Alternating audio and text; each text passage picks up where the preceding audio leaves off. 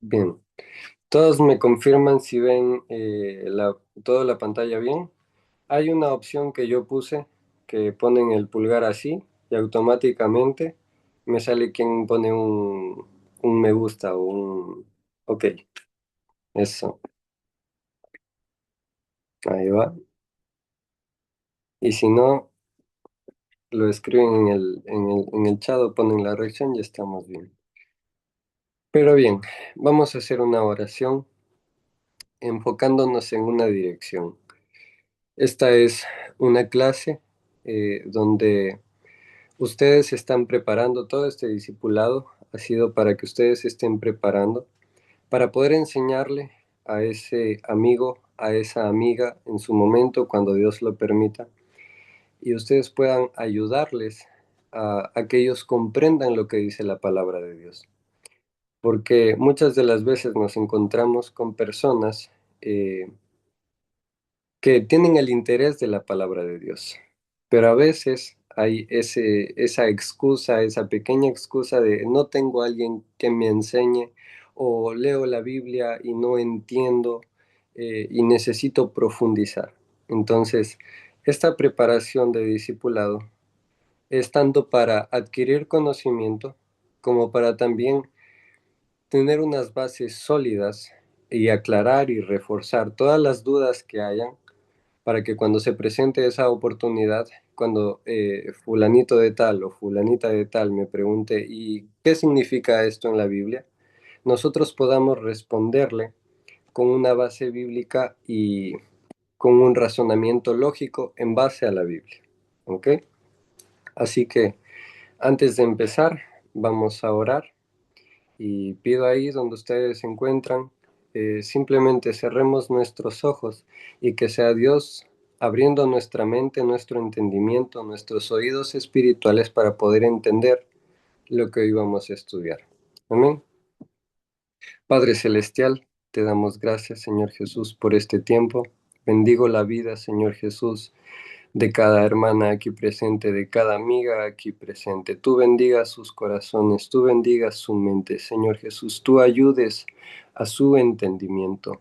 No falte, Padre Celestial, tu palabra y que sean nuestros ojos, nuestros oídos espirituales abiertos, que nuestro espíritu, Señor Jesús, esté dispuesto a recibir tu palabra, a recibir tu mensaje, a recibir tu enseñanza, pero no solamente a recibirla, sino a ponerla por obra en nuestro diario vivir y predicar tu palabra cuando se nos dé la oportunidad. En tu nombre santo, Señor Jesús, damos inicio a esta clase y que nos sea de beneficio y de alimento a nuestro espíritu, a nuestra alma. En el nombre de Jesús, amén y amén. Bien, ¿estamos listos? Voy a poner el pulgarcito así y ya les veo y ya entiendo. Si hay alguna duda de por medio o hay algo que no se llega a entender o simplemente surge una duda, no duden en interrumpir automáticamente. ¿Bien? Es solamente eso, pero vamos a empezar con la clase número 13, con la lección número 13, que es el bautismo en agua. ¿Ok? ¿Qué propósito cumple el bautismo en agua y cómo se lo debe practicar? Bien, vamos a ver primero que todo una definición e institución del bautismo. ¿Ok? Una definición de qué es el bautismo y cómo es que el bautismo en agua surge, en qué momento eh, se practica dentro de la Biblia. Bien, la definición e institución del bautismo dice, el bautismo viene del griego baptizo, que significa sumergir. Es una doctrina fundamental y la puerta de entrada a la iglesia y la vida eterna. Bien, aquí, si puedo notarlo, hay algo muy importante, que este término baptizo, que viene del griego, también hace una referencia a una sepultura. Y cuando cuando nosotros, los seres humanos, sepultamos a otra persona que falleció, lo sepultamos por completo, es decir, metemos el cuerpo en el ataúd o se entierra en la tierra y todo el cuerpo queda cubierto, bajo tierra, ¿ok? Es decir, que que en una sepultura no se deja la mano afuera, no se deja la cabeza afuera para verle los dientes al que falleció, no, sino que es todo el cuerpo cubierto por completo, ¿ok? Este término bautizo hace también una referencia a una sepultura, y una sepultura de un cuerpo es cuerpo completo. ¿Por qué es una doctrina fundamental? Lo vamos a estar viendo a lo largo de la clase, pero es importante que rescatemos esto. Un bautizo o un bautizo tiene que ver también con una sepultura, ¿ok? Y vamos a ir viéndolo poquito a poquito a detalle. Ahora, fue instituido por el Señor Jesucristo antes de su ascensión como un mandato supremo para los creyentes de todas las naciones. Quiero pedir si nuestra amiga y hermana Andrea nos puede ayudar a buscar en la Biblia el libro de Mateo 28:19. Vamos a leer solo ese. En la pantalla ven que está Marcos 16 del 15 al 16 y Hechos 8 al 12.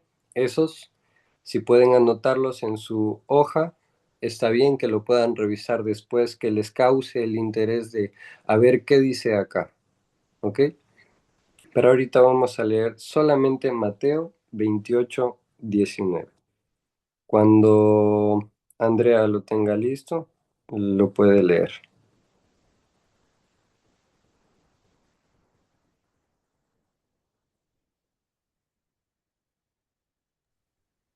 Amén. Dice, por lo tanto, vayan y hagan discípulos de todas las naciones, bautizándolos en el nombre del Padre, del Hijo y del Espíritu Santo. Amén. Dijo Jesús, bautizándolos en el nombre del Padre y del Hijo y del Espíritu Santo. Bien, muchas gracias, Andrea. Esto es muy fundamental porque hay que entender algo antes de aclarar esto. Quiero solamente agregar algo. Eh, la Biblia es un libro y es un texto que imagino se los habrán explicado, pero es un texto inspirado por Dios, ¿ok? Dios haya usado seres humanos, todos los que usó, usó muchas personas para la Biblia que hoy en día nosotros tenemos y fue escrita en 3 continentes diferentes, pero todas son inspiraciones de Dios y escritas por Dios. Entonces, en Mateo 28:19 ya fue un registro como tal de las enseñanzas que Jesucristo daba a sus discípulos, a las personas, a los creyentes. Entonces es muy importante entender en qué momento de la Biblia nos encontramos también, ¿ok? No solamente saber qué fue lo que dijo, sino en qué momento, en qué tiempo cronológico de la Biblia nos encontramos. Ya Jesús ya estaba en esta tierra, ya Él estaba con nosotros y nos estaba enseñando. Bien, entonces, Él dice, vayan y hagan discípulos a todas las naciones, bautizándolos en el nombre del Padre y del Hijo y del Espíritu Santo. Bien, entonces no es un si quieren, no, es una orden que el Señor Jesús estableció. Vayan y hagan discípulos y bautícenlos en el nombre. Bien, ahora quiero hacer también una aclaración que el texto dice en el nombre del Padre y del Hijo y del Espíritu Santo. Bien, estos tres solamente son títulos de nuestro Dios, ¿ok? Entonces, dice en el nombre del Padre y del Hijo y del Espíritu Santo. Y hay algo que a mí mi padre me enseñó. Y él dijo, Ismael, y ahora ponga su nombre, Andrea, Yanis, Valeria, Tatiana, Yadi, Dama, pongan su nombre. ¿Usted es hija? ¿Sí o no? Para los que tienen hermanas, no sé si todos aquí tienen hermanas o hermanos, pero usted es hermano o hermana de alguien. Bien. ¿Usted es sobrino de alguien? Bien. Pero es la misma persona. Solamente son tres títulos y podemos mencionar más. Es primo, es nieto, es bisnieto, etcétera, etcétera. Pero es usted la misma persona. Y hagamos una referencia que la Biblia dice en el nombre, no en los nombres. Es decir, no hace referencia a tres personalidades diferentes, sino a tres títulos de un solo Dios. ¿Ok? Por eso dice en el nombre, no en los nombres. Y ese nombre es el nombre de Jesús.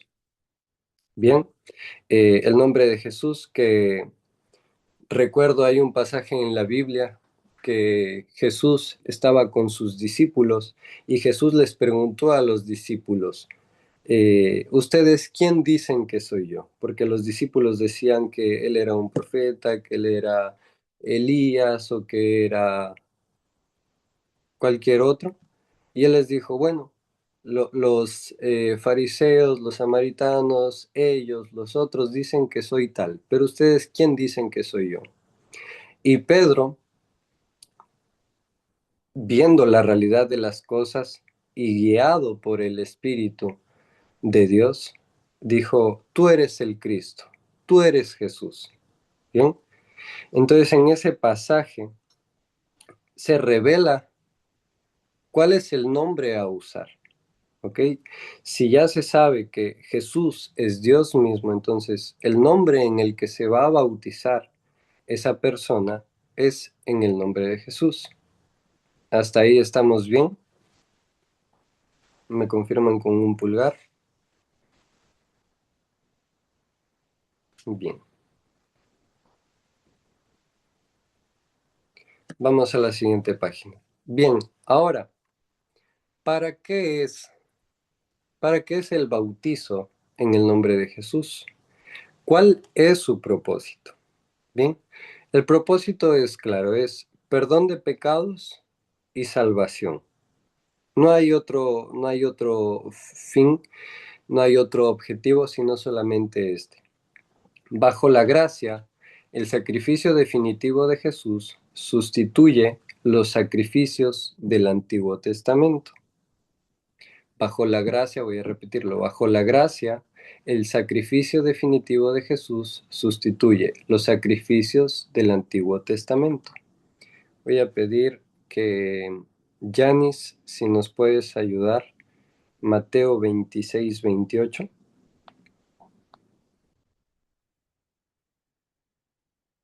Mateo 26, 28. Amén. Dice así en el nombre de Jesús, porque esto es mi sangre del nuevo pacto, que por muchos se derrama para remisión de los pecados. Amén. Muchas gracias, Yanis. Bien, el sacrificio definitivo de Jesús. Todos conocemos que Jesús dio su vida y derramó su sangre por nosotros, para que nuestros pecados sean borrados. Bien, entonces, este sacrificio que hizo nuestro Señor Jesús, ¿cómo lo explico? Anula por completo todos los errores, todas las fallas, todos los pecados que nosotros hayamos podido haber hecho o incluso los que haremos el día de mañana si es que Dios nos da vida. Porque la realidad es que como seres humanos somos pecadores, ¿bien? Y aceptar que soy pecador y que necesito el perdón de Dios es lo que me ayuda a sostenerme de Él, ¿bien? Nunca nos vamos a graduar de la gracia, solamente cuando Dios venga por nosotros. Entonces, por eso dice, bajo la gracia. Y nosotros estamos en el tiempo de la gracia. Hay un tiempo, el Antiguo Testamento se refiere al tiempo de la ley, donde los sacrificios que hacían los seres humanos para redimirse de sus pecados era presentar un corderito, era presentar un becerro, un toro, una vaca, unas palomas, pero las que estén más limpias, que no tengan heridas, que estén sin mancha alguna, que estén sanos, que estén completamente buenos, y las personas cuando pecaban y sabían que tenían que pedir perdón a Dios, llevaban como ofrenda, como sacrificio para remisión de sus pecados, ese animalito. Entonces, la sangre de ellos era derramada. Eso era en el tiempo de la ley. Ahora, ¿qué pasa? Hubo un momento donde el ser humano se acostumbró a hacerlo solamente por lo que llamamos religión, por lo que llamamos costumbre, ¿ok? Porque la religión es esto. La religión es solamente hacer algo porque lo hicieron mis papás, porque lo hicieron mis antepasados, porque se me volvió una costumbre nada más y no es mi sentido de vida. Entonces, esto era lo que pasaba, este era el problema antes de que Jesús mismo viniera a la tierra y muriera por nosotros, que los seres humanos habían acostumbrado bueno, yo le presento esto a Dios y ya sé que Él me va a perdonar. Mañana vuelvo a pecar o dentro de unos minutos vuelvo a pecar. Total, sé que si le presento a Dios un animalito, Él me va a perdonar. Entonces perdieron el temor, perdieron el respeto, perdieron la consideración hacia Dios. Y por eso se registra en el libro de Isaías eh, que Dios dijo, mi pueblo de labios me honra, pero su corazón está lejos de mí. ¿Ok? Porque ellos sabían que lo que estaban haciendo no estaba bien, pero lo hacían simplemente como una costumbre. En total, Dios me va a perdonar y ya está, ¿no? Pero ¿qué es lo que desea Dios? Es que realmente haya una convicción y haya un cambio bajo su gracia. Bien, ahora, viéndolo esto, cuando Jesús viene a la tierra, él lo que hace es entregar su vida, y la Biblia dice, entregó su vida por causa de muchos, queriendo que todos procedan al arrepentimiento para perdón de sus pecados y sean salvos, porque Él no quiere que nadie se pierda. Como Él se cansó de que los seres humanos presentaran solamente algo para pedir un perdón que ni siquiera era sincero, entonces dijo, ya sé cómo voy a hacer. Yo mismo, yo mismo en forma como ser humano, siendo semejante a todas las personas, voy a derramar mi vida. Y aquí es una pregunta que les voy a hacer, y si pueden prender su micrófono y me responden, lo hagan con total sinceridad. ¿Ustedes morirían por mis pecados, por mis errores?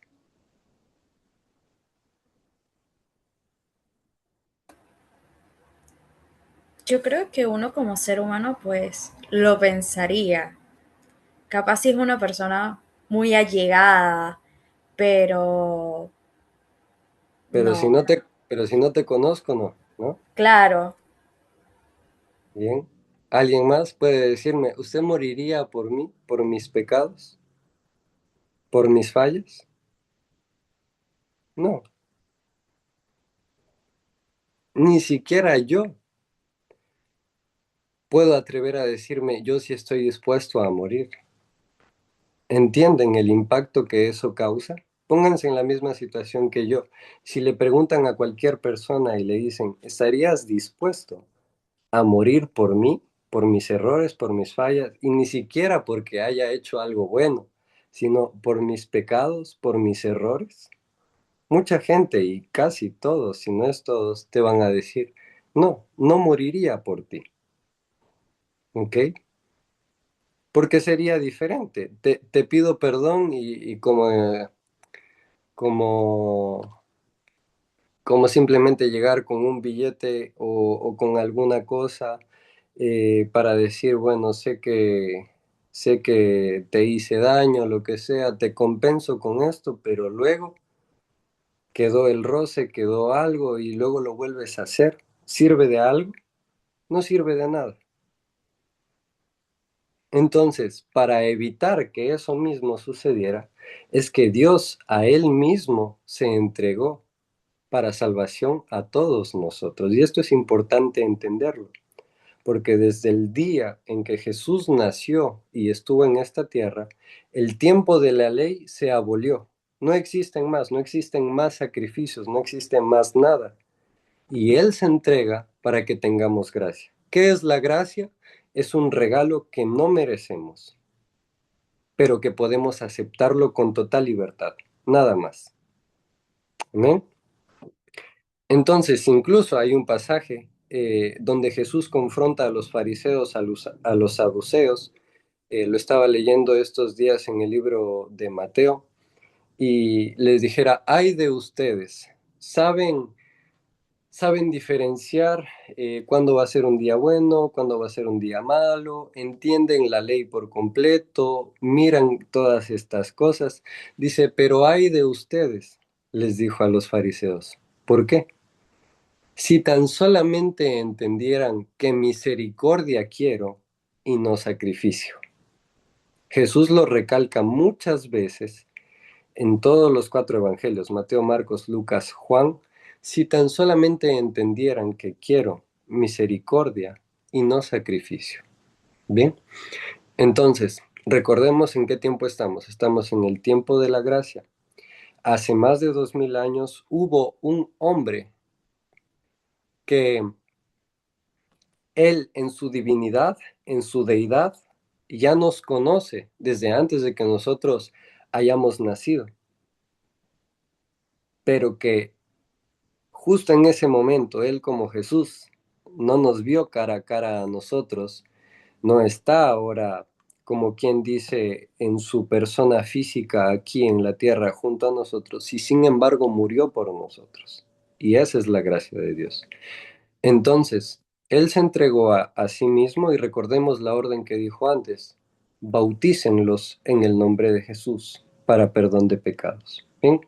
El bautismo en agua es indispensable para ser salvo, nacer de nuevo y recibir la remisión o lavado de los pecados mediante la fe y el arrepentimiento. Hechos 2:38 dice, y Pedro les dijo, arrepentíos y bautícese cada uno de vosotros en el nombre del Señor Jesucristo para perdón de pecados y seréis llenos del Espíritu Santo. ¿Ok? Entonces, lo vamos a desglosar por partes solamente. Arrepentíos. ¿Ok? Hay algo aquí muy importante. El bautizo es porque yo sentí arrepentimiento en mi corazón y soy consciente de que soy pecador. Y por lo tanto, quiero redimirme de mis pecados. Por eso accedo al bautizo, no porque alguien me obligó. Es una decisión libre y voluntaria. Entonces, me arrepiento, me bautizo en el nombre de Jesús. Ese es el segundo paso. ¿Para qué? ¿Con qué fin? Para perdón de los pecados. Y viene añadido algo más. Dice, y recibiréis el don del Espíritu Santo. Incluye un regalo de parte de Dios. Y eso lo vamos a ver más adelante en la siguiente lección que nos toca hoy mismo. Pero es eso. Ese es el plan de salvación. Bien. Hechos 2:38. Cuando a alguien le pregunte, sabes, siento que mi vida no está bien, leo la Biblia y veo que hay muchas cosas que están chocando a mi alma, a mi corazón.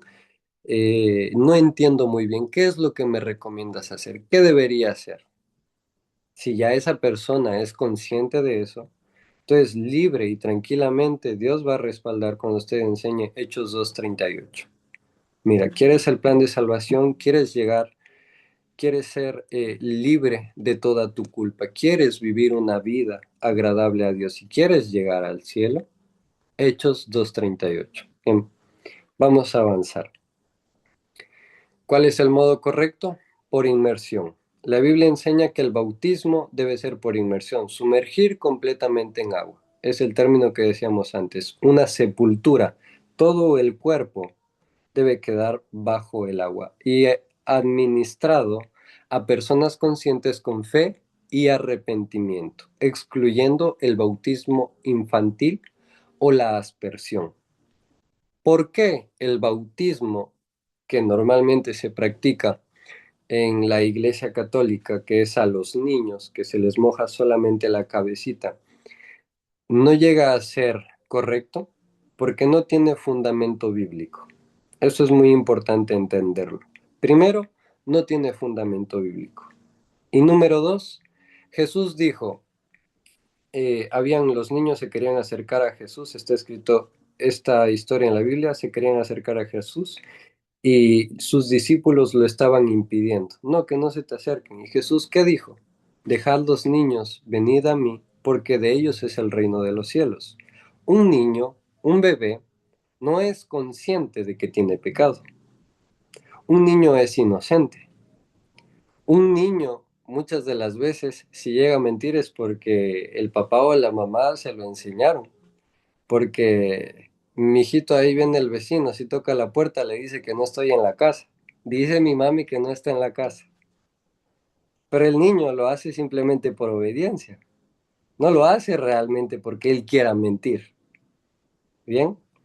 Entonces, a un niño, a un bebé, no se lo puede llegar a bautizar porque ese niño no es consciente de que tiene pecado. ¿Y qué dice la Biblia? Administrado a personas conscientes que tengan fe en Dios y sientan en su corazón arrepentimiento. ¿Ok? La inmersión simboliza la muerte, sepultura y resurrección de nuestro Señor Jesucristo. Hay algunas hermanas aquí que ya han sido bautizadas y quiero que recordemos cómo fue nuestro bautizo. ¿Ok? El bautizo fue nosotros fuimos sumergidos en agua y el momento en que somos sumergidos y queda todo nuestro cuerpo completamente bajo el agua, simboliza la muerte de Jesucristo, porque hay un texto que dice, fuimos juntamente con Cristo crucificados, ¿ok? La muerte, nuestro viejo hombre, nuestra manera pasada de vivir, nuestros viejos hábitos, se mueren en ese momento en que nosotros decidimos bautizarnos. ¿Por qué? Porque ya somos conscientes de que tenemos pecado y me quiero arrepentir. Entonces, se muere todo ahí. Y la Biblia dice que los pecados son llevados a lo profundo de la mar. El río, yo fui bautizado en un riachuelo, en Saquicilí, en un agua que es fríísima, pero fríísima porque baja directo del volcán Cotopaxi y toda esa corriente sigue y sigue y sigue hasta desembocar en cualquier océano, ¿ok? En el océano Pacífico de nuestro lado. Si alguien se bautiza acá, llega del lado del mar Atlántico, por ejemplo. Entonces, todo va a lo profundo de la mar, simbólicamente, y todos nuestros pecados son removidos el momento en que nuestro cuerpo es sepultado en forma de haber muerto. Mueren nuestros pecados, muere nuestra vieja manera de ser, ¿ok? Se muere el viejo yo. Ahí donde usted está, diga, ya murió el viejo yo. Y si aún alguien no se ha bautizado de quien está presente, animo bautícese, muera a su yo viejo, muera a su yo con dudas, con preocupaciones, con muchos problemas, con no sé qué hacer con mi vida. Muera ese viejo yo, porque aquí hay algo muy lindo. Después del momento en que yo recuerdo, ya salió mi cuerpo, otra vez después de haber sido sumergido, significa la resurrección. Yo salgo de ahí y no soy el mismo. Algo en mí ya cambió. Dios hizo la obra en mí. Entonces lo hago de una manera simbólica del salir del agua como la resurrección de nuestro Señor Jesucristo. ¿Qué hizo Jesús? Jesús fue crucificado, Él dio su último aliento de vida, fue sepultado y después de 3 días Jesús resucitó. ¿Ok? Jesús resucitó. Es el mismo, prácticamente es el mismo. Y nosotros, cuando somos bautizados, somos los mismos, pero hay algo que cambió. Y ese algo que cambió es la decisión de entregarle mi vida a Dios. Que mi vida ya no se rige solamente a mis sueños, a mis proyectos, sino que se rige a que yo quiero servirle a Dios. ¿Por qué quiero servirle a Dios? Porque tengo fe en Él, de que Él tiene un propósito conmigo. Y déjeme decirle, Dios tiene un propósito con cada una de ustedes. ¿No? Bien, eh, Yadi, ¿me puedes ayudar con Juan 3:23? Libro de Juan 3:23 y vamos avanzando.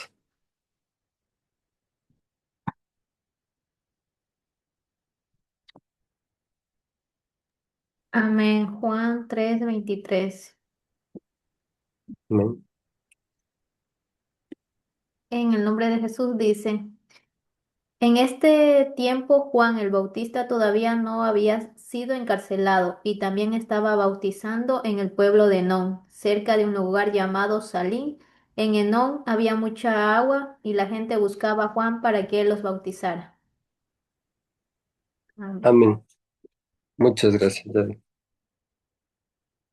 Bien, hubo mucha gente en el perdón, ya en el Nuevo Testamento. Juan el Bautista, el primo de Jesús, bautizando a gente, dice que la gente iba a él. Después de que Juan el Bautista predicaba y les decía, arrepiéntanse de sus pecados y entreguen su vida a Dios, mucha gente se bautizaba. ¿Por qué? Porque entendían el mensaje. Una vez que nosotros somos conscientes de todo esto, podemos elegir tranquilamente aceptar y decidir en nuestras vidas ser bautizados o mirar hacia el costado y seguir como si yo no lo supiera, pero lo sé. Y eso es un factor muy importante. Si yo siento, Dios pone de hecho el sentir en el corazón de nosotros que tenemos fe en Él, es decir, quiero bautizarme, que sea lo más pronto posible. Yo sé que a veces hay dudas, pero es importante ir directo, como hacían estas personas después de que Juan el Bautista predicaba, llegaban y se bautizaban. Bien, vamos a avanzar. La fórmula bíblica que ya la detallamos y fue en el nombre de Jesucristo. Las palabras Padre, Hijo y Espíritu Santo son títulos del único Dios, no nombres. Cumpliendo el mandato de Jesús, los apóstoles y la iglesia primitiva siempre bautizaron invocando el nombre de Jesucristo para el perdón de los pecados. Todas las citas que están ahí abajo pueden anotarlas y pueden revisarlas después. Mateo 28:19, Lucas 24 del 45 al 47, etc. Bien. Ese punto ya lo hemos detallado. Y como conclusión, de acuerdo con el Nuevo Testamento, solo existe un bautismo válido que se encuentra en Efesios 4:5, que ahora les doy lectura. Efesios 4:5, que dice, un Señor, una fe, un bautismo. Amén. Un Señor, una fe, un bautismo. ¿Bien? Aquel que se administra por inmersión en el nombre de Jesucristo y a personas que han creído y se han arrepentido sinceramente. Quien haya recibido un bautismo diferente del modelo bíblico debe ser bautizado correctamente. ¿Ok? Y hay un texto aquí para memorizar que Jesús, después de enseñarles todo, absolutamente todo, a sus discípulos y a quienes él constituyó como sus apóstoles, Él les dijo, después de que vayan y prediquen, tengan algo muy claro. El que creyere y fuere bautizado será salvo, mas el que no creyere será condenado. ¿Ok? Me imagino que todas las clases anteriores ya revisaron, vieron que hay un cielo y hay un infierno. Hay una tierra prometida, un lugar para ser feliz eternamente con nuestro Señor Jesucristo, con nuestro Dios, y hay un lugar en el cual se sufre condenación, y la Biblia dice, donde hay crujir de dientes y llanto que nunca termina, donde el fuego parece consumir la carne, pero nunca se acaba de quemar, sino que siente el ardor y siente el furor del infierno. Entonces, mi intención al decir esto no es que usted tenga miedo de que, ay, me voy a bautizar porque no me quiero ir al infierno. No está mal, pero es mejor si yo digo, me quiero bautizar porque quiero glorificar a Dios allá en el cielo, ¿ok? Dejando el miedo de un lado, porque cuando una persona es bautizada, la Biblia dice que el maligno no le toca al que es hijo de Dios. No le toca a aquel que tiene su fe en Dios, aquel que ha sido recibido como un hijo de Dios y aquel que creyó y decidió arrepentirse y bautizarse en el nombre de Jesús. Entonces, es mejor si uno cambia la mentalidad del miedo a la seguridad. ¿Amén? ¿Hasta ahí estamos bien? Bien. ¿Hay alguna pregunta hasta acá referente a este tema?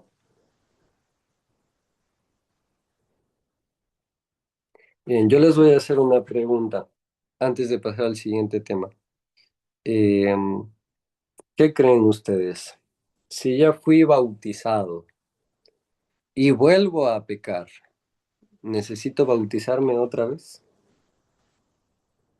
¿O no necesito bautizarme otra vez? Bien, voy a pedir que cada una prenda su micrófono y me diga sí o no. ¿Ok? Voy a ir nombrando. Andrea,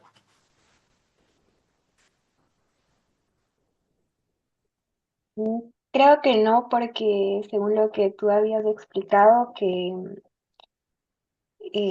cuando nos bautizamos quedamos libres de los pecados que cometimos en el pasado y los que vamos a cometer próximamente luego. ok, bien. Tatiana Lema,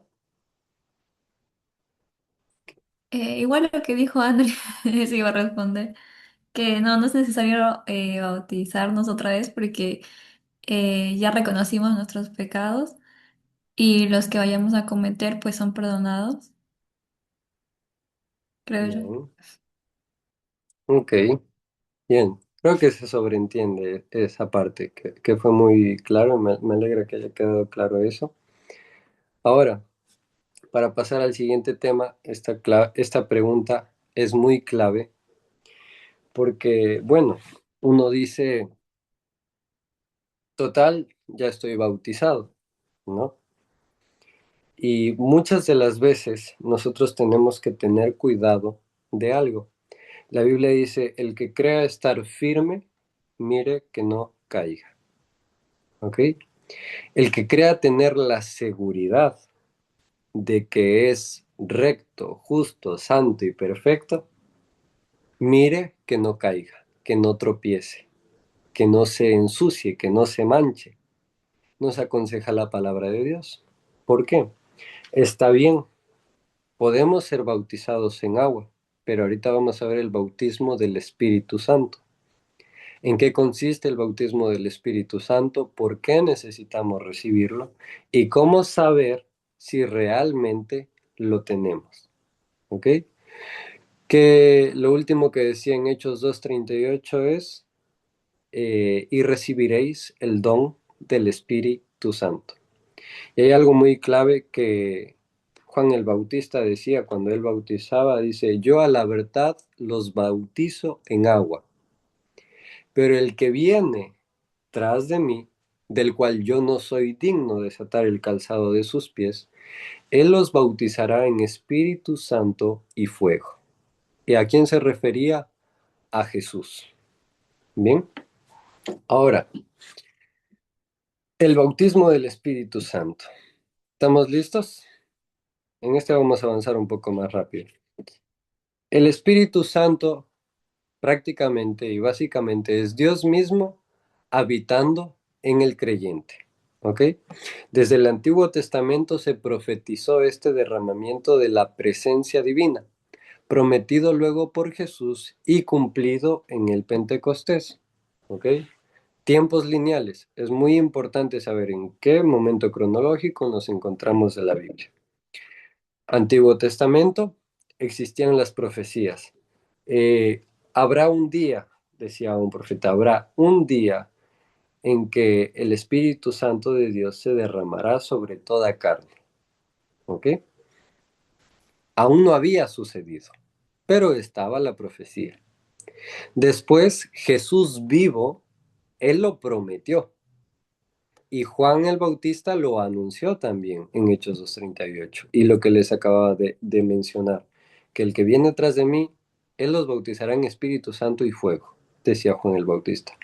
Jesús habló acerca del Espíritu Santo en muchos pasajes bíblicos del Nuevo Testamento, pero este Espíritu Santo toma lugar en la humanidad y en toda la vida de nuestro ser, de nuestra existencia, en el momento en que Jesús fue crucificado, murió, fue sepultado, 3 días después resucitó y después de haber resucitado estuvo 40 días más con sus discípulos, dándole las últimas instrucciones y enseñándole las últimas cosas. Y cuando Jesús ascendió al cielo, él dejó una promesa y dijo, no teman. Incluso el ángel, los ángeles que se les aparecieron cuando Jesús ya estaba subiendo, los ángeles dijeron, no teman, porque así como lo habrán visto venir, él regresará. Ok, ¿qué hacemos si ya no tengo al modelo vivo, al modelo del ser humano vivo, que es justo, santo, perfecto e intachable como Jesús?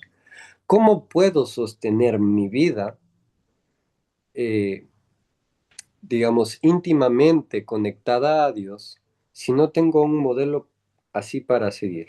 Número uno, necesito tener fe y necesito creer que el Espíritu Santo que Jesús prometió habita, ¿ok? Existe, que se mueve sobre toda la faz de la tierra, ¿ok? Hay algo muy importante aquí que quiero recalcar rápidamente. Antes la presencia de Dios se contenía en el arca del pacto, ¿ok? La presencia de Dios se contenía en un lugar en específico. Y dice que tenía unas cortinas que eran demasiado gruesas, que aunque los caballos tiraban de ellas para rasgarlas, esas cortinas no se rasgaban por nada del mundo. Pero cuando Jesús murió y dio su último aliento de vida, dice que el velo del templo, la cortina del templo se rasgó de arriba a abajo y se rompió. ¿Por qué? Porque su presencia estaba contenida y su Espíritu Santo estaba contenido en ese lugar. Quienes tenían acceso a ese lugar eran solamente sacerdotes que se habían mantenido o habían tratado de mantenerse lo más justos y limpios posibles para tener acceso a esa presencia. Ellos no podían tener ni siquiera, y esto es literal, una espinilla en su rostro, porque si no ellos entraban ahí y salían muertos. No tenían que tener ni un solo tipo de impureza, ni física ni espiritual. ¿Ok? Ellos necesitaban ser rectos para poder entrar ahí. Pero el momento en que Jesús muere y el velo es rasgado en dos, su presencia deja de estar contenida en ese lugar y entonces se extiende absolutamente a todos y todos en cualquier lugar del mundo tenemos acceso a la presencia de Dios En otras palabras, al Espíritu de Dios. Bien. Joel 2:28. Y después de esto derramaré mi espíritu sobre toda carne y profetizarán vuestros hijos y vuestras hijas, vuestros ancianos soñarán sueños y vuestros jóvenes verán visiones. Cuando Jesús ascendió, pasaron unos días, pasó un tiempo después y Pedro predicando y los apóstoles predicando y hubo un momento que se conoce como el Pentecostés. ¿Ok? Y el momento del Pentecostés es el primer derramamiento registrado en toda la historia de la Biblia y de la humanidad, el derramamiento del Espíritu Santo. ¿Ok? Muy importante, la necesidad de recibirlo. Recibir el Espíritu Santo es indispensable para pertenecer al reino de Dios, resucitar en el día final y garantizar nuestra entrada al cielo como un sello de compromiso. ¿Ok? Todo lo que estamos viendo es muy importante porque el haber sido bautizado en agua es el primer paso, pero haber sido bautizado con el Espíritu Santo es lo que garantiza que yo tenga una vida conforme a los principios de Dios y que el día el que Él vuelva por su iglesia yo tenga la seguridad de que yo me voy con Él. ¿Ok? Por eso es importante el Espíritu Santo. El pastor nos enseñaba semanas anteriores y hablaba acerca del Espíritu Santo y él nos mencionó en un pasaje bíblico que el Espíritu Santo da convencimiento al ser humano de pecado, de juicio y de justicia. El Espíritu Santo es aquel que cuando mora en mi vida, cuando se me presenta una situación que ya yo sé que bíblicamente está mal o que a Dios no le agrada y que yo ya no debería hacer eso, cuando se presenta una situación así, internamente en mí, yo sé perfectamente que no debo hacerlo. Y está esa voz interna que dice, no lo hagas, porque no te va a hacer bien. Eso es el Espíritu Santo. El Espíritu Santo es el consolador, dicho por Jesús, el consolador y el ayudador para nuestras vidas, de no caer en tentación, de no caer en pecado, de guardarnos lo mejor posible, de guardar el testimonio lo mejor posible, de, de si yo ya decidí alejar mi vida de las cosas que sé que me hacen mal, aunque mi carne quiera regresar allá, el Espíritu Santo de Dios me va a ayudar a que yo no lo haga. ¿Ok? ¿Estamos claros hasta ahí? Efesios 1 del 3 al 14 dice, en él también vosotros fuisteis sellados con el Espíritu Santo de la promesa, que es las arras de nuestra herencia, hasta la redención de la posesión adquirida para alabanza de su gloria. ¿Qué son las arras?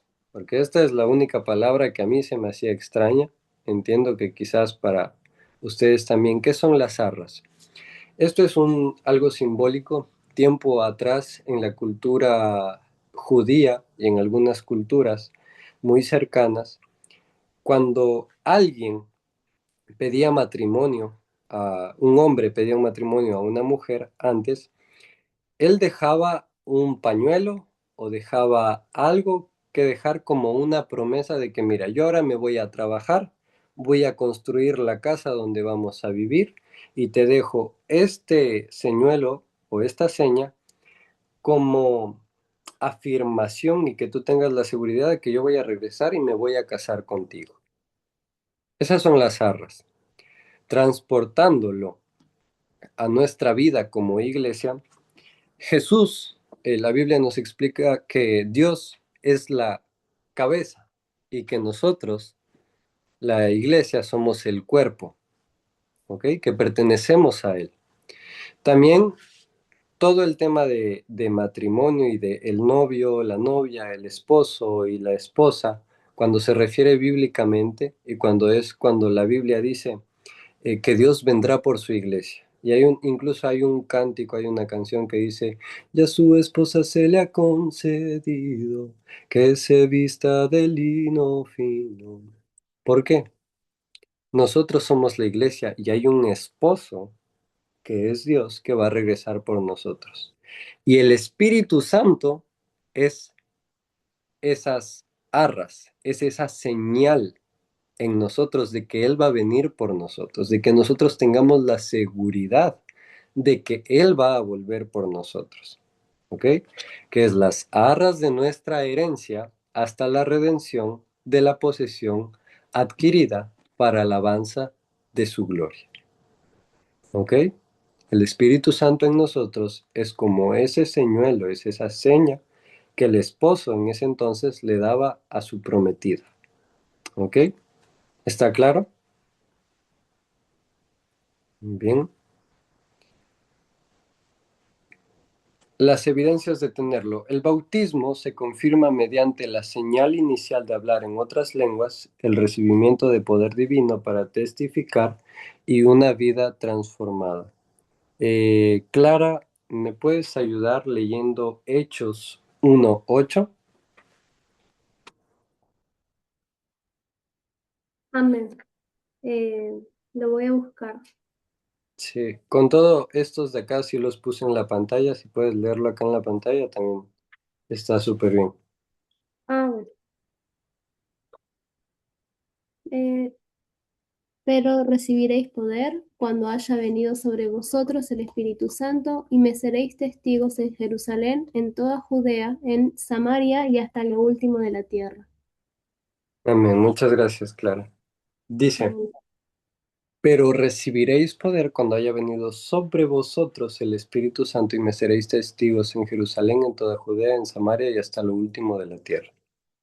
Bien, hay un pasaje en la Biblia, cuando es el derramamiento en el Pentecostés, que es lo que mencionaba antes, habían personas que estaban ahí solamente de mirones, ¿ok? Siempre en un lugar y sobre todo en esos entonces cuando se predicaba la palabra de Dios después de que Jesús ascendió y se habló de la promesa del Espíritu Santo, habían quienes estaban realmente interesados y habían unos otros que solamente iban de mirones, de burlones, de murmuradores. Y cuando se derramó el Espíritu Santo, hay una señal muy importante y muy clara, porque es bíblica, es que nosotros lleguemos a hablar en lengua desconocida, en lengua extraña, en una lengua que nosotros no entendamos. Si en algún momento han tenido la oportunidad, ya sea en una célula o en la iglesia, de escuchar a personas que uno dice, ¿por qué se puso así? Porque esa es la primera impresión que a veces pasa. ¿Por qué se puso así? ¿Por qué está hablando en otro idioma? ¿O por qué noto que habla diferente? ¿Y por qué llora? ¿Y por qué siente tan así? Es porque el Espíritu Santo se está derramando. ¿Ok? Es la capacidad que tiene el poder de Dios. Porque cuando uno recibe el Espíritu Santo y habla en otras lenguas, habla otro idioma tan perfectamente que uno dice, pero ni siquiera lo estudió. O sea, no es que lo está hablando porque sabe. Y eso es lo impactante, porque nosotros mismo como primeros testigos, el momento en que recibimos o recibamos el Espíritu Santo, vamos a notar que nuestra lengua se puede trabar, que nuestra lengua es como que ya no la podemos controlar. Y muchas veces viene el miedo, viene la angustia, ¿y qué me está pasando? Pero no hay que tener miedo. ¿Por qué? Porque es Dios entrando a mi vida, es Dios reposando en mí, es su Espíritu Santo queriendo tomar el control, el dominio de mi lengua y demostrar su poder en un acto tan sencillo como te voy a hacer hablar en otro idioma. No vas a entender nada de lo que vas a decir, pero mientras hables en otro idioma, vas a sentir mi presencia y vas a sentir cómo recorre eh, la presencia de Dios en todo tu cuerpo. Es algo que a mí me pasó cuando yo tenía 7 años. Yo nací en un hogar pastoral cristiano. Desde chiquito sabía lo que se enseñaba acerca del Espíritu Santo, para qué sirve, cómo funciona, y recuerdo que mi mamá insistentemente me decía, mi hijo, pide el Espíritu Santo, pide el Espíritu Santo, todos los días, pide el Espíritu Santo. Y me acuerdo que una vez en una convención allá en Ecuador, cuando tenía 7 años, yo estaba ahí, pasé al frente y yo estaba orando y estaba, Señor, dame de tu Espíritu Santo, Señor, por favor, quiero recibir tu Espíritu Santo. Y hubo un momento como que me quedé así quieto y no sentí nada. Dije, creo que no voy a recibir, esta no es la oportunidad. Tenía 7 años yo y me di la vuelta y me estaba yendo. Y cuando yo me estaba yendo, eh, se asomó, hoy en día es una amiga y yo la considero como segunda madre, le digo yo, porque ella fue quien me insistió. Ella se llama Gabriela Martínez, es como 10 años mayor que yo y ella me cuidó cuando incluso yo era bebé y por eso yo también le digo mamá Gaby. Y ella me acuerdo que me llevó así y me dijo, Isma, no pares de pedir. Ella me insistió y me dijo, Isma, no pares de pedir porque hoy lo vas a recibir. Y yo recuerdo que yo otra vez fui y ella puso sus manos sobre mí, me tocó así y oró por mí y ese día yo recibí el Espíritu Santo. Y cuando recibí el Espíritu Santo sentí, primero que todo noté que mi lengua hablaba cualquier cosa, no sé lo que decía, pero era algo tan precioso y tan lindo que yo sentía una corriente por mi cuerpo, así desde mi cabeza hasta mis pies recorrer, y era una sensación que nunca antes había experimentado. Mi hermanito menor, él, él ya partió con el Señor, él falleció cuando él tenía 2 años, 15 días de haber nacido, y él recibió el Espíritu Santo a sus 2 años, unos días antes de morir siendo tan chiquito y Dios lo llenó de su Espíritu Santo. Él no fue bautizado ni nada por el estilo, pero él recibió el Espíritu Santo. Y aquí hay algo muy lindo, porque el Espíritu Santo es una promesa para todas las personas y para todas las edades, sin importar. ¿Ok? Entonces, hablar en otras lenguas y recibir el poder divino para testificar. Yo lo que acabé de hacer es testificar cómo fue mi experiencia, cómo fue la de mi hermanito menor, para llenar, para llenar su mente y su corazón de fe. Y también para que nuestras vidas sean transformadas. Porque si hay algo que hace el Espíritu Santo es cambiarnos por completo. Ese viejo yo no está más. Avancemos. ¿Cómo buscar y recibir el bautismo del Espíritu Santo? Aquí está, es un regalo para todo creyente que requiere tener sed espiritual, pedirlo en oración, buscarlo con insistencia y recibir apoyo en oración. Valeria Molina, ¿me puedes ayudar a leer lo que está aquí en pantalla? Juan 7, 37 y 38. Amén. Si alguno tiene sed, venga a mí y beba. El que cree en mí, como dice la Escritura, de su interior correrán ríos de agua viva. Amén. Muchas gracias, Valeria. Si alguno tiene sed, venga a mí y beba. El que cree en mí, como dice la Escritura, de su interior correrán ríos de agua viva. Prácticamente lo que yo sentía cuando sentía esa corriente recorrer por todo mi cuerpo es lo que dice la palabra de Dios. De su interior correrán ríos de agua viva.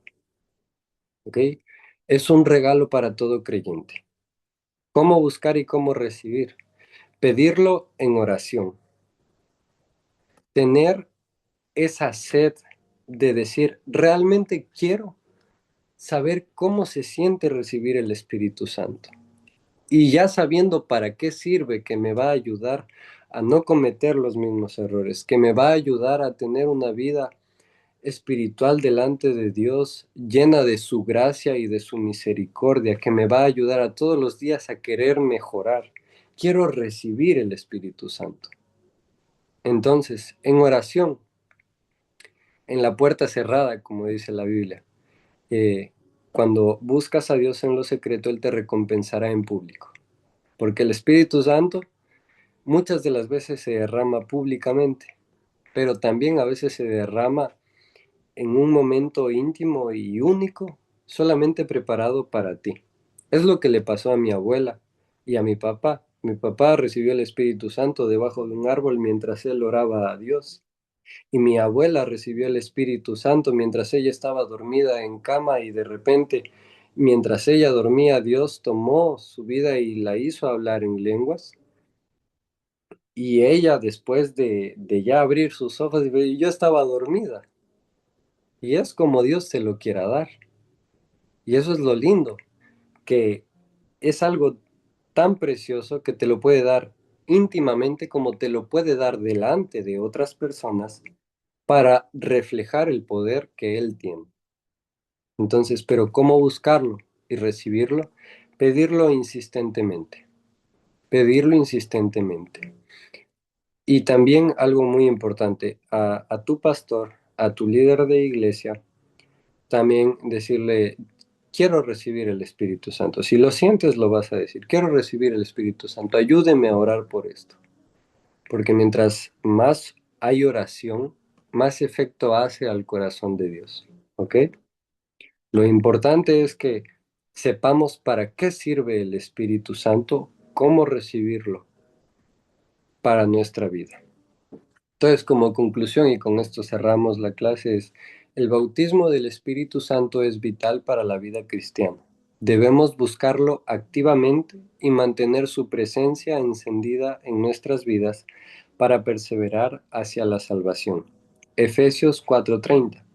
Y no contristéis al Espíritu Santo de Dios, con el cual fuisteis sellados para el día de la redención. Texto para memorizar, pues si vosotros, siendo malos, sabéis dar buenas dádivas a vuestros hijos, ¿cuánto más vuestro Padre Celestial dará el Espíritu Santo a los que se lo pidan? ¿Ven? A los que se lo pidan. ¿Qué quiere decir Efesios 4:30? Y no contristéis al Espíritu Santo de Dios. Quiero hacer énfasis a esto porque es algo muy importante. Cuando uno recién conoce al Señor y deja que su vida sea transformada por Dios, uno se encuentra en ese momento de lo que llamamos el primer amor, ¿ok? Es ese momento donde deseamos tanto la presencia de Dios que pasamos orando y ayunando y leyendo la Biblia, que todo esto ayuda a que nuestra fe crezca y que el Espíritu Santo que Dios derramó en nosotros se fortalezca, ¿no? Pero con el paso de los años, he notado que hay una tendencia y no es nada más y no es por otra cosa, sino porque somos seres humanos. Porque somos seres carnales que amamos la carnalidad, que queremos solamente lo que nos hace bien a nuestro cuerpo, porque a veces cuesta hacer un ayuno, a veces cuesta ponernos a orar unos minutos, a veces nos cuesta decir, voy a agarrar la Biblia y la voy a leer para nutrir el Espíritu Santo que Dios haya derramado en mí o que va a derramar en mí. ¿Ok? Entonces, muchas de las veces sucede que con el paso de los años, ese ánimo, esa búsqueda, todo eso se va perdiendo. Y cuando nosotros dejamos que eso suceda, dice la Biblia que el diablo es como león rugiente buscando a quien devorar. Si no sabemos alimentar nuestro espíritu, hay alguien que está por ahí, se llama Satanás y sus demonios, que está buscando el momento exacto para ponerte una situación en la que tú puedas caer, para hacerte pecar, para hacerte sentir culpable, para hacerte sentir que no eres digno de nada y que no te mereces absolutamente nada, ni la gracia ni la misericordia de Dios. Eso te hace sentir el diablo. Con el paso del tiempo, si tú dejas de descuidar el Espíritu Santo.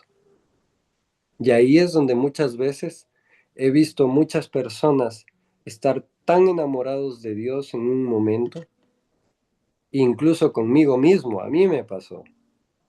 estar tan enamorado de Dios un momento y después por descuidar la presencia de Dios, contristé al Espíritu Santo, es decir, lo entristecí, dejé de alimentarlo y eso me llevó a hacer muchas cosas mal, aún sabiendo que habían cosas que estaban mal. Entonces, es importante alimentar el Espíritu Santo en nuestras vidas y saber algo muy importante, porque la Biblia es muy clara y creo que debemos ser claros con esto y ya con esto termino. Mientras más pasan los años en la fe cristiana, no todo se vuelve más fácil, todo se vuelve un poco más complicado. Pero la Biblia dice que Dios no te dará nunca jamás una carga que no puedas sobrellevar. ¿Amén? Entonces, eso que se pone más difícil solamente son escalones. Mi Espíritu Santo va creciendo y entonces yo puedo ir escalando cada vez más. Y aunque se ponga más difícil, mi confianza está en Dios. Tengo su Espíritu Santo. Él me va a ayudar. Él no me va a abandonar. Y voy a tener la certeza hasta el día en que Él venga por mí y lo vea allá en el cielo en su gloria eterna. Es eso.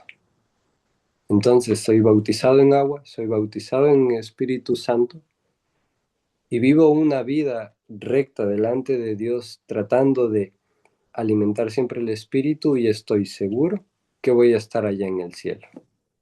Amén. Si hemos pecado, tenemos el Espíritu Santo y Él nos convencerá de que hemos pecado y nos ayudará a hacer juicio y justicia con nosotros mismos, en intimidad con Dios. ¿Amén? ¿Hay alguna pregunta?